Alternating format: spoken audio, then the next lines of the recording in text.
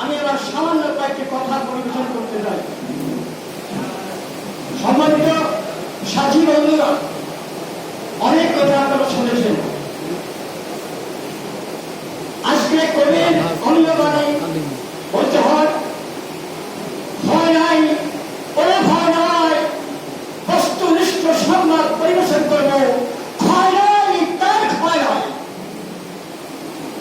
সম্মানিত ভাই, সাথী বন্ধুগণ, আমি আজ থেকে কয়েক বছর আগে ঢাকা পুরাতন বিমানবন্দরে বাংলাদেশ প্রেস ক্লাবের বাংলাদেশ সাংবাদিক সম্মেলনে উপস্থিত ছিলাম। তেমনি আমি দেখেছি, শুনেছি, বুঝেছি সাংবাদিক শব্দটা কি তার প্রধান জীবনে।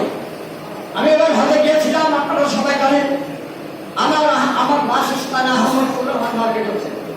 আমি ওই ঝড়িয়ার থেকে সংবাদ পেয়েছি আহমদপুরের সাংবাদিক সম্মেলন হচ্ছে অরূপের বিরুদ্ধে।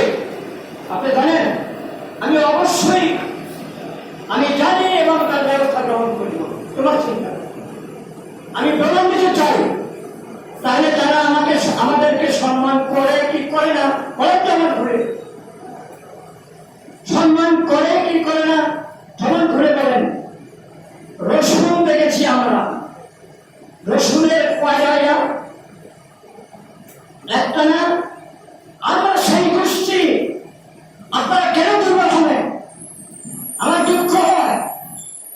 আপনারা যেমন করে বলেন সাংবাদিকতা পেশা সম্মানজনক কিনা বলেন, এবং যারা সরকারের দায়িত্বে থাকে এবং পাবলিকরাও আমাদেরকে ভয় করে সম্মান করে, এটা মিথ্যা না সত্য বলেন তো ভাই? তাহলে আমাদের কি করতে হবে? আমাদের সম্মানটা আমাদের বজায় দিতে হবে। আর আজকের এই সম্মেলন পক্ষে আমি ঘোষণা দিতে চাই, কারোর বিরুদ্ধে যদি কোনো মামলা দায়ের হয়, আপনারা বলেন সবাই মিলে তার প্রতিহত করবো কি করবো না বলেন?